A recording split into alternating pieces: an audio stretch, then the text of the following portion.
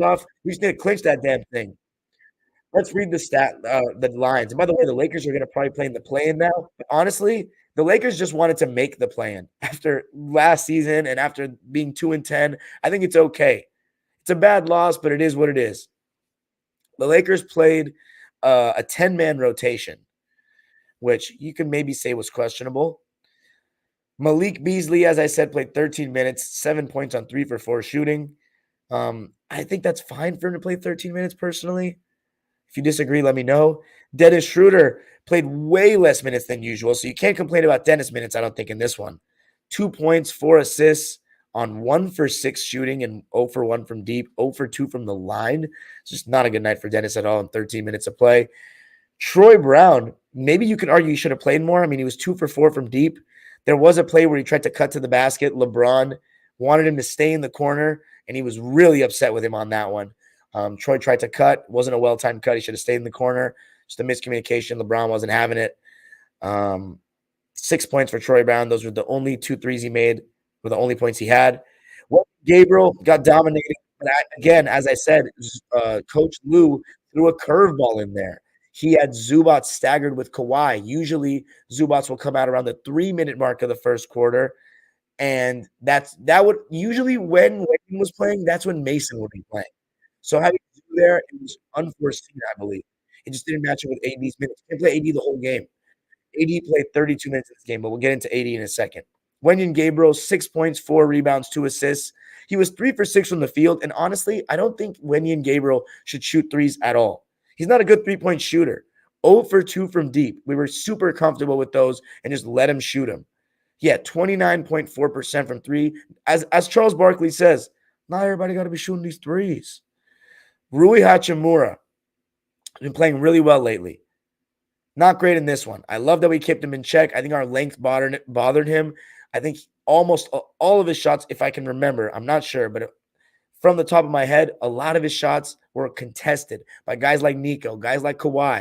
And when those guys are contesting shots, man, I haven't played against them before, obviously, but just based on seeing what everybody does, meaning misses, and how long their arms are, you can kind of, get the point. Rui Hachimura, only 4 points on 1 of 5 shooting. The Lakers bench got absolutely destroyed in this one. The Lakers, by the way, outscored the Clippers in both quarters in the second half, 30-22 in the third and 36-32 in the fourth, but they never got it within, I don't think they even got it within 8. I'm going to have to check that right now. They got it to 9, I remember, and that's when I got a little bit nervous. But we did a really good job of just keeping on and pushing that lead up. It wasn't single digits at any point of the fourth quarter. We got it to 11 going into the fourth. I kept saying, as long as we keep it at double digits, we'll be fine. And we did exactly that. The Lakers, the closest they got it was 90-103, and we called a timeout with 8:40 left. Nico came in for Terrence. Zoo came in for Mason, and we restored order. Bones hit a huge 3 coming off that timeout, and it just felt big time. He also had a lob to Zoo that was absolutely beautiful.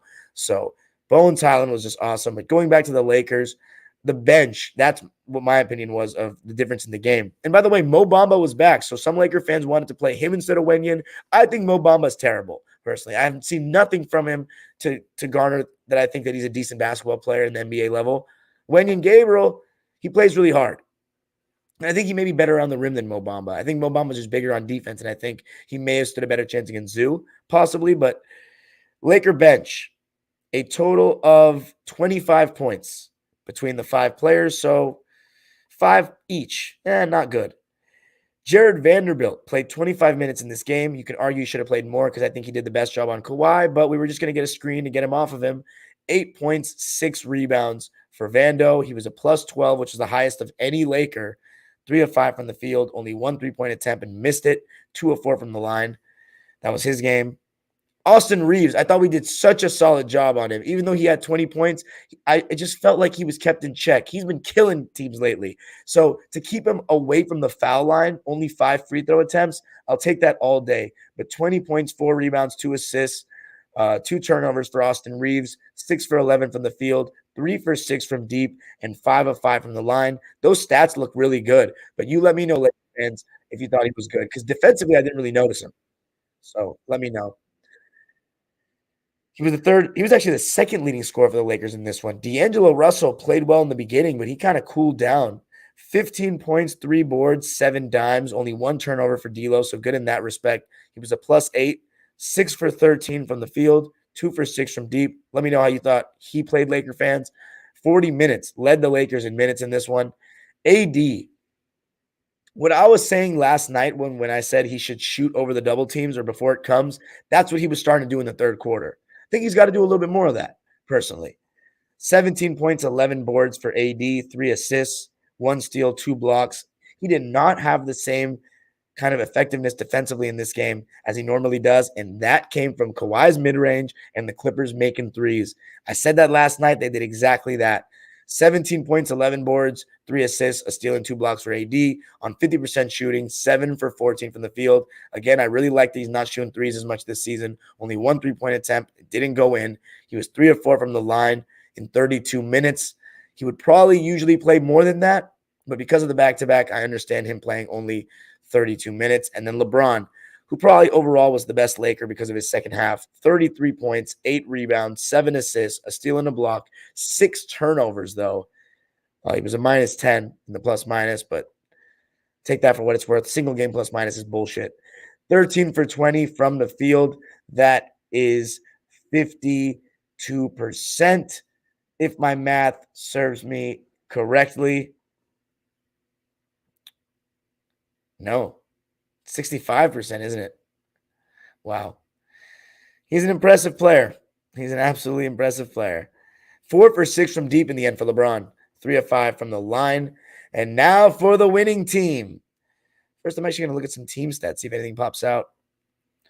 Lakers shot 50.6%. Clippers shot 52.4%. The free throw percentage pops out. 85.2% for the Clips, 66.7% for the Lakers.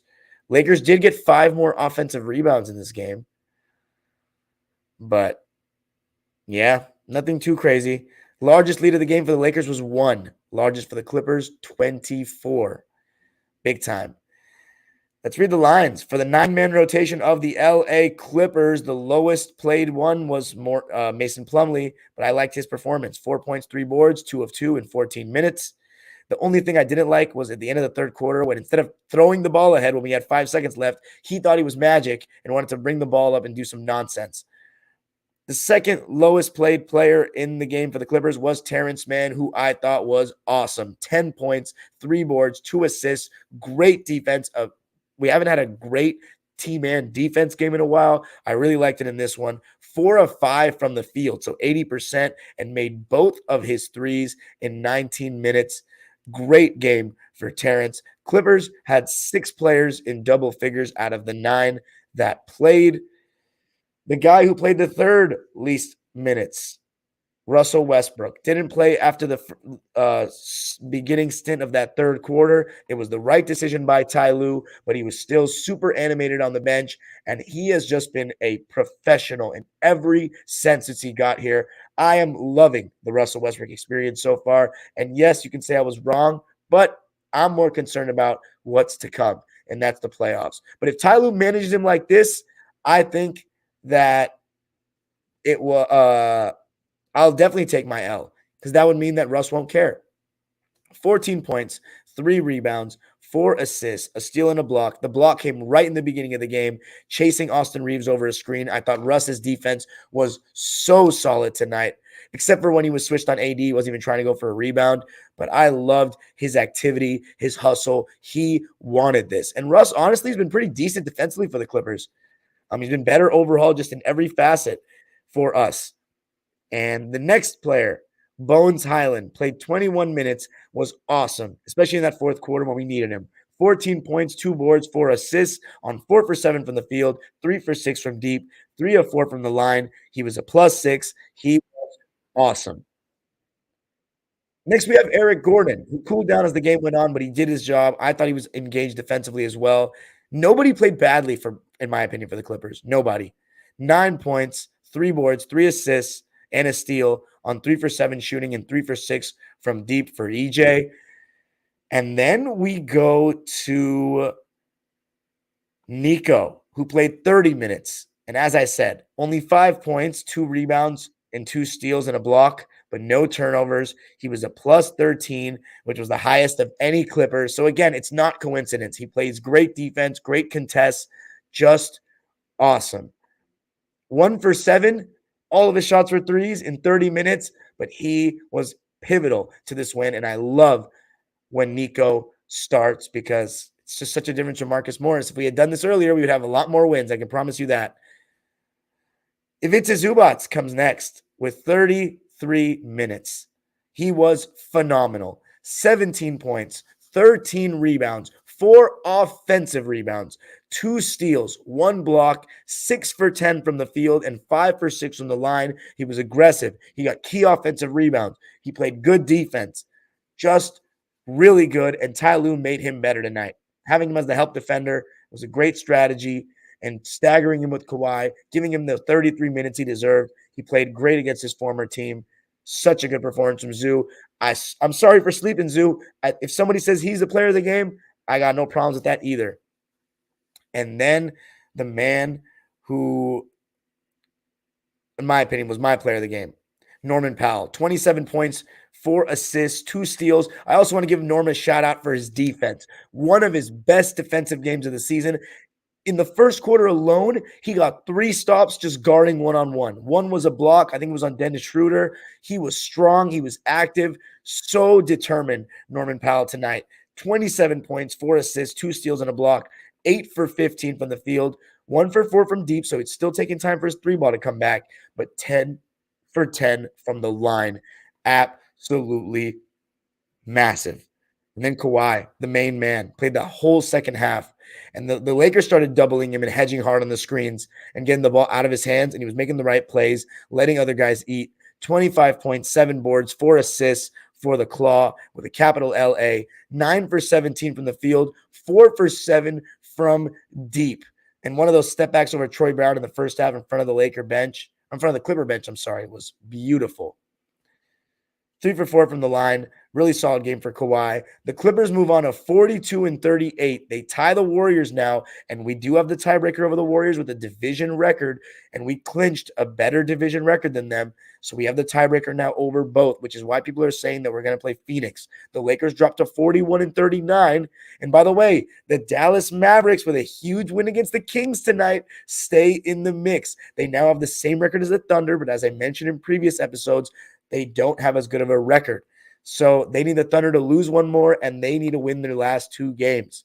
The Clippers currently stand in 5th with 2 games remaining, one against the Blazers that I will be attending, the last home game, and then a back-to-back. So will Kawhi play against the Phoenix Suns, who have the clinched 4th seed, but haven't seen KD and Booker and all them play too much together? They haven't lost with him. We'll see. Decisions are to be made. But that's it for me tonight, guys. The Denver Nuggets, by the way, have clinched the number 1 seed. I want to congratulate them. I'm pretty sure this is the first time they've ever done it. So, I mean, it's get to the finals or bust for Denver. I want to say championship or bust because you just don't know how many times these opportunities are going to come across. These opportunities are going to arise for you. Arrive for you. I just didn't even know what the fuck I'm saying. I've been talking too long now. Arrive for you. But it's get to the championship or bust, in my opinion, for Denver. And then I think Sacramento and Memphis, I'm not sure who has the tiebreaker there, but they can still, if Memphis loses their last 2 games and Sacramento wins their last 2 games, they will both be 50-32, and I don't know who has the tiebreaker. But the Suns are clinched for 4th. We'll see what happens. The Lakers are now in 7th, tied with the Pelicans, and have the tiebreaker. So we'll see what happens there. It's pretty much confirmed, I think, that the Wolves will probably be the 9th seed. So they will likely be hosting the first play-in game.